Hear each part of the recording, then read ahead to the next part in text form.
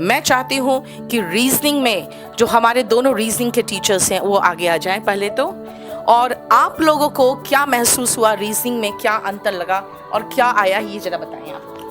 Ma'am सबसे पहले जैसे प्रीलिम्स में 25 क्वेश्चन आते हैं, इस बार मेंस में 30 क्वेश्चन थे, तो लगभग 23 से 24 क्वेश्चन वही थे। हालांकि कुछ टॉपिक हटाए भी गए हैं, जैसे मिसिंग नंबर की उम्मीद थी कि ज़्यादा आएंगे, प्रैक्टिस भी बहुत ज़्यादा की थी हमने, बट मिसिंग नंबर का क्वेश्चन नहीं मिला था, ना कल मिला है ना परसों मिला है। बट कुछ चीज़ें नई भी ऐड हुई हैं। 4 से 5 क्वेश्चन पहले आपके नहीं आते थे लॉजिकल से, इस बार लॉजिकल रीजनिंग आई है। जैसे अगर बात करें स्टेटमेंट एजम्पशन भी आया है, आर्ग्यूमेंट भी आया है, 2-3 टॉपिक और नए भी ऐड हुए हैं मैम, जो अब तक एसएससी में उम्मीद भी नहीं थी। जैसे डेटा सफिशिएंसी, जैसे डेटा सफिशिएंसी की अगर बात करें तो पूरी रीजनिंग का निचोड़ है डेटा सफिशिएंसी, उसमें सारे टॉपिक आ जाते हैं मैम, चाहे ब्लड रिलेशन हो, चाहे क्वेश्चन आए मैम 2 भी आए थे, आज 3 भी आए हैं। अच्छा। तो मतलब चीजें ऊपर नीचे हैं, तो ही 4 से 5 क्वेश्चन नए देखने को मिले हैं इस बार। बाकी पेपर का लेवल बिल्कुल ईजी है, वही बच्चे कह रहे हैं सर फोड़ के आ गया आराम से। सर आप बताइए, आपके कुछ स्टूडेंट्स मिले होंगे।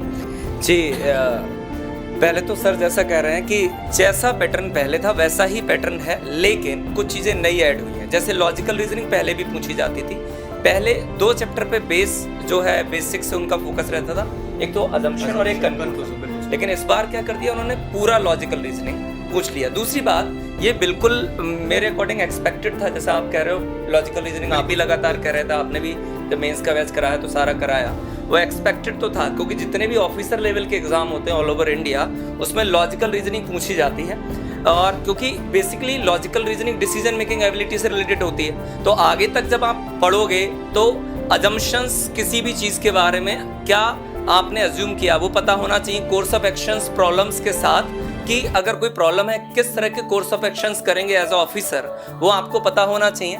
और स्टेटमेंट आर्गुमेंट, क्यों कोई आप एक्शन लें क्यों ना लें, वो आपको पता होना चाहिए, और आपके एक्शंस का क्या कॉज एंड इफेक्ट होगा वो आपको पता होना चाहिए। साथ साथ कंक्लूजन्स कि जो भी हो रहा है आपने एज अ ऑफिसर आप कर रहे हो, उसका क्या इफेक्ट, फाइनली कंक्लूजन क्या आएगा, तो वो लॉजिकल रीजनिंग कहीं ना कहीं बहुत इंपॉर्टेंट है। दूसरी बात, डेटा सफिशिएंसी आपकी अब बढ़ेगी लगातार, और सिटिंग अरेंजमेंट, ये 3 टॉपिक जो हैं आपके लिए नए होने वाले हैं, sitting and puzzles, logical reasoning and data sufficiency.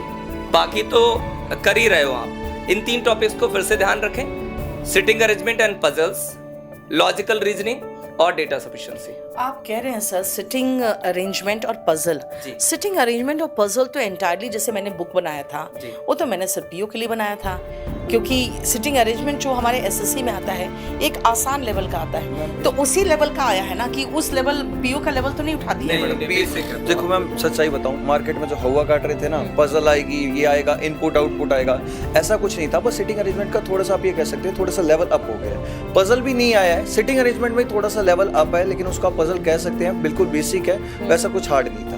Okay, तो मतलब ऐसा नहीं है बेटा कि जो पीओ लेवल करके जो हंगामा मचाए हुए थे वो नहीं था, और आप रीजनिंग में भी श्योर रहिए कि जो आप पढ़ते आए हैं वही पढ़ेंगे, यानी थोड़ा सा एक आध क्वेश्चन अब आपको डेटा सफिशिएंसी का मतलब जानकारी होनी चाहिए, और लेवल बिल्कुल कोई ऐसा नहीं खास, बस पढ़ के चले। ठीक है बेटा, एसएससी ने कभी भी पीओ के लेवल का क्वेश्चन नहीं दिया है, और इंग्लिश में अगर 45 में 44 लेके बच्चे हमारे करके आ रहे हैं, इसका मतलब कहीं भी ऐसा कोई लेवल नहीं है, क्योंकि पैसेजेस जो रीडिंग कॉम्प्रीहेंशन है उसमें भी हमें जो जानकारी मिली वही जानकारी मिली कि ऐसा कुछ नहीं है जो बहुत एक्स्ट्रा है, और सबसे हो जा रहा है, मतलब जो पढ़े हैं बच्चे उनसे हो जा रहा है। इसलिए याद रखो बेटा, आपको सिर्फ तैयारी करनी है, एसएससी की बैंक पीओ तक लेके नहीं जाना है। हाँ, ये ज़रूर है कि अभी जब पेपर आ जाएगा